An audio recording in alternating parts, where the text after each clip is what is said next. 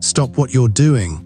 Just stop for a moment, because what I'm about to share with you is going to change the way you look at every piece of ground you've ever walked on. You know that stubborn patch in your yard, the one where nothing seems to grow no matter what you try, the spot where everyone tells you to buy expensive fertilizers and chemicals.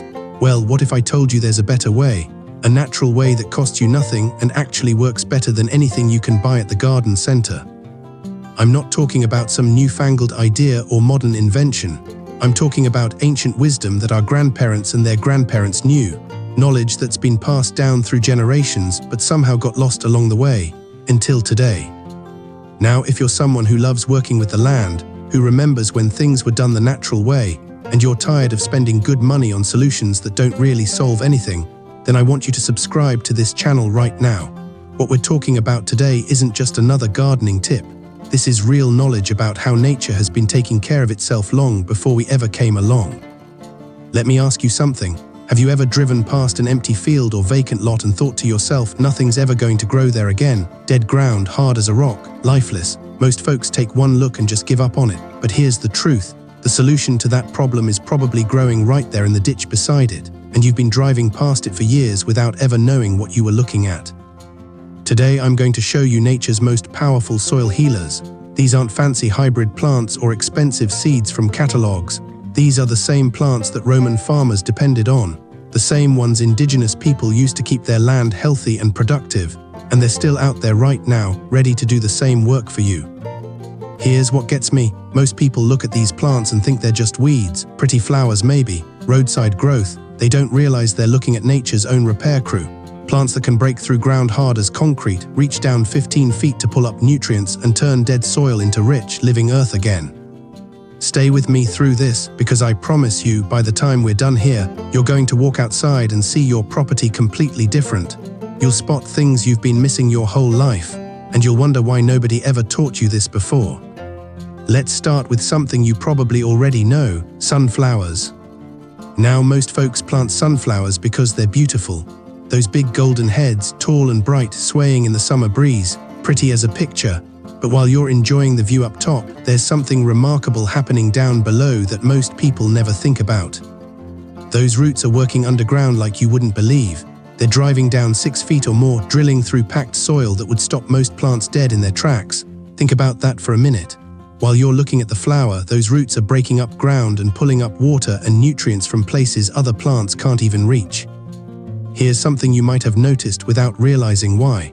Gardens always seem to grow better the year after you've had sunflowers. That's no accident. Those big root systems are actually rebuilding your soil from the inside out, creating channels for air and water to move through.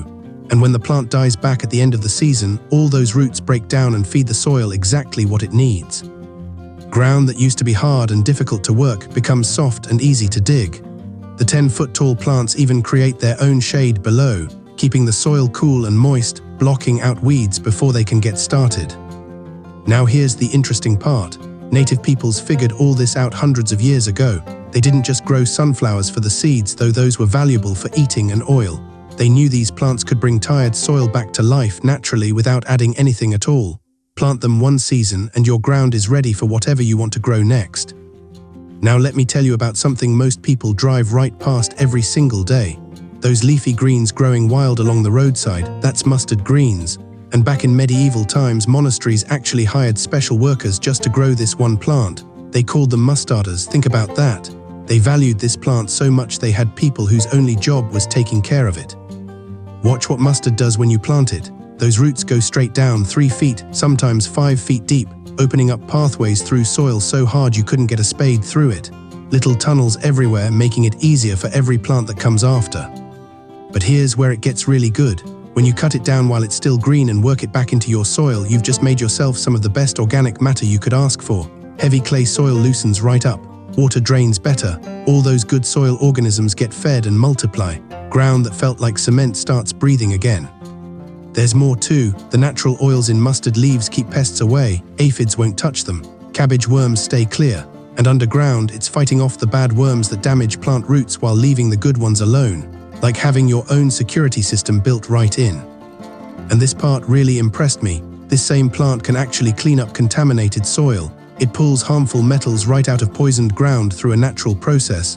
Nature's way of healing land that's been damaged.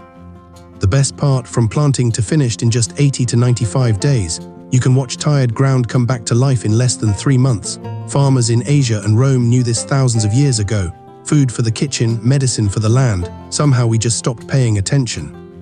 Now this next one, you've probably walked on it 1,000 times, mowed it down, maybe even tried to get rid of it. But this little 3-leafed plant, the one we call clover, actually saved Europe from starving to death. Picture this for a moment. By the 1600s, European farmland was just about finished. Hundreds of years of growing the same crops over and over had used up everything in the soil. Harvests were getting smaller and smaller. People were going hungry. Then farmers remembered something that had been working since the year 1000 in Spain. Clover wasn't their enemy. It was exactly what they needed. See, while you're looking at those pretty white flowers up top, something amazing is happening at the roots. Every clover plant has tiny bacteria living on its roots that take nitrogen right out of the air and turn it into food for plants. Free fertilizer, working day and night, right there in your yard. Those roots dig deep, breaking up hard ground, making passages for air and water, holding the topsoil in place so it doesn't wash away. The thick leaves protect the ground from beating rain and hot sun. Every time the clover dies back, it leaves behind rich organic matter. This is what farmers used before chemical fertilizers even existed, and smart farmers today are going back to it. They're cutting their fertilizer bills in half by letting clover do what nature designed it to do. Homeowners are mixing it right into their lawns for grass that's greener and softer without ever needing to feed it. A solution that's been working for 1,000 years, growing in every sidewalk crack you pass. While clover does its work near the surface, this next plant goes the other direction, deep down where most plants can't follow. People plant lupins for those beautiful flower spikes. Tall towers of blue, pink and white, 6 feet high, gorgeous in the summer garden, and they are beautiful, no question. But that's not the real story. Underground, lupins are engineering your soil in ways you can't see. The name lupin comes from an old belief that these plants were like wolves, eating up the land. Turns out they had it exactly backwards. These plants are healers, fixing damaged ground while you enjoy the flowers up top. People in South America were eating lupin seeds 6,000 years ago. Romans spread them all across Europe because they understood these plants did double duty, food and soil improvement both. You can still find the seeds for sale in Middle Eastern markets today, salted and roasted like peanuts. But here's what most gardeners miss. Those roots are hosting tiny bacteria that grab nitrogen straight from the air. Free fertilizer being made underground all the time. And that long taproot works like a drill, breaking through packed soil, letting air and water reach layers that were sealed off before. Plant lupins in poor soil, sandy ground, even acidic earth where other plants give up, and watch them flourish. Now buckwheat, despite the name, it's not wheat at all. It's related to rhubarb, been called the wrong thing for hundreds of years. You'll find buckwheat flour in health food stores selling for good money. But this plant will grow almost anywhere, doesn't ask for much, and gives you something every gardener wants: soil that heals itself. The story goes back 8,000 years to the mountains of China. From there it traveled the old trade routes, feeding people who understood what they had. Russian farmers had a special name for it. The Japanese turned it into noodles. Then somehow we forgot about it. Plant buckwheat and watch. Red stems grow 2 feet tall, big arrow-shaped leaves spread out. Little white flowers come in clusters and the bees just love them. Then the real work begins. That thick growth blocks out every weed trying to get started underneath. The plant even makes its own natural weed killer, stopping weed seeds from sprouting at all. When you work it back into the ground, those hollow stems break down quick, putting good organic matter right where you need it. Farmers are using it again to fix fields that got worn out from growing the same thing year after year. Beekeepers follow the plantings for the dark, rich honey. Gardeners put it in between crops and watch worn-out soil come back to life. Fast healing above ground, but this next one works different, sending roots way down deep where most plants never go. Most people drive past alfalfa fields and just think animal feed. They're missing something special hiding right there in plain sight. This plant covers 20 million acres in America, more than wheat in some places. But here's what nobody mentions. You see maybe 3 feet of green growth up top. Down below there's 15 feet of roots working like machines.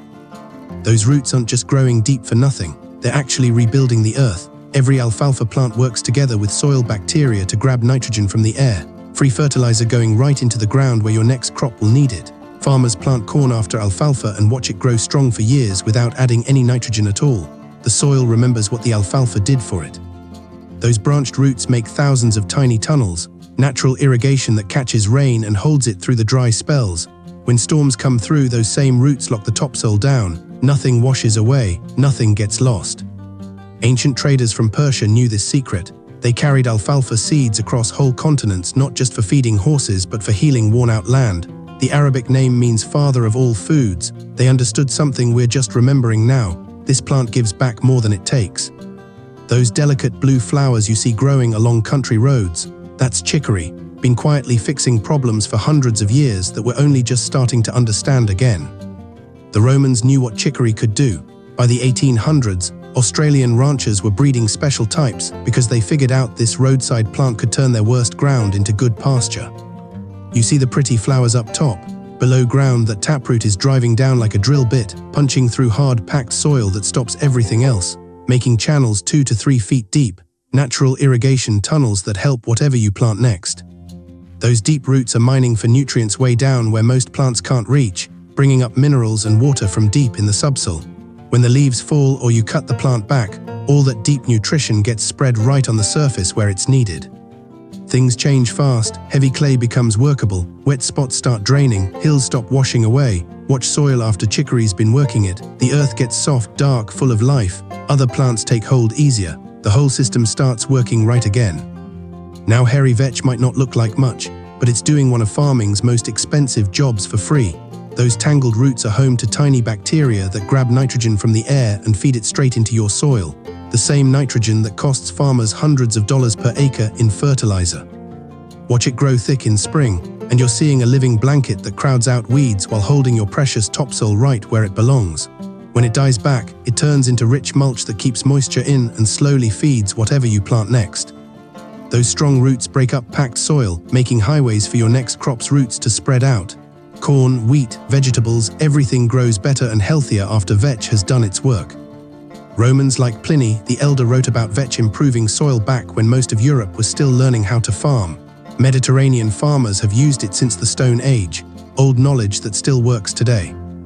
Ever notice those thick white radishes at the Asian grocery? Most folks just use them for cooking, but they're missing what daikon radish really does. This is nature's soil drill.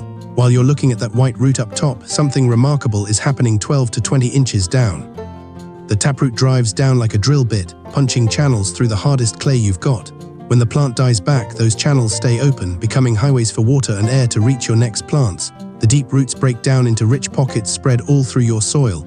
The radish literally mines nutrients from way down deep and leaves them where shallow-rooted plants can actually use them. Think about how it works. Each root makes its own network of paths like roads underground.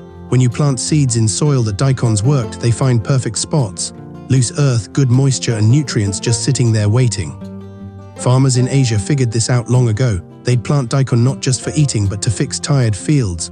Modern farmers are learning it again. 5 days from seed to sprout, grows fast enough to beat the weeds, dies back on its own, leaving your soil in perfect shape for the next crop. No tractor needed. The plant does all the work. Now let me tell you about comfrey, the ultimate soil engineer. Most gardeners pull it out thinking it's just another weed. That's a big mistake. This plant works harder than anything else in your garden, been doing it for hundreds of years. While most plants barely scratch the surface, comfrey sends roots 10 feet straight down. Like having your own mining operation right there in the garden. Those deep roots break through hardpan that would stop a steel spade. Then they haul up minerals and nutrients that have been locked away down there for years. You want Russian comfrey, the variety called Bocking 14. Scientists developed it back in the 1950s just for gardeners. All the good qualities, none of the spreading problems of wild comfrey. Here's the beautiful part. Comfrey doesn't keep all those deep nutrients to itself. Cut the leaves and use them as rich mulch or throw them in your compost. You've got fertilizer that's worth more per pound than the bags at the store. Drop cut leaves around your tomatoes, fruit trees, anywhere you want strong growth. Those leaves break down quick, feeding your plants nitrogen and potassium while making a protective blanket on top. Put comfrey in your compost pile and watch what happens.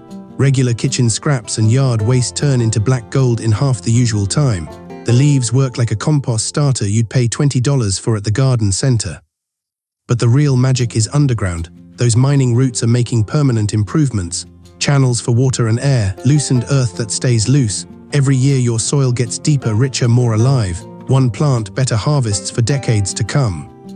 From mustard keeping pests away naturally to chicory drilling deep channels, from daikon breaking through hardpan to sunflowers bringing nutrients back where they're needed, these plants that most people overlook prove that soil isn't just dirt. It's alive, and it knows how to heal itself when we give it a chance. Most gardeners spend good money on problems these plants solve for free. Growing in empty lots, thriving where nothing else will, quietly doing what chemicals just can't do. Which one's going to help your struggling soil? I'd love to know which one you'll try first. If what you learned here today opened your eyes to things that have been right under your feet all along, I'd appreciate it if you'd hit that like button. Share this with a friend who's having trouble with their garden, and subscribe to this channel because we're just getting started bringing back the old wisdom that really works. Until next time, thanks for watching.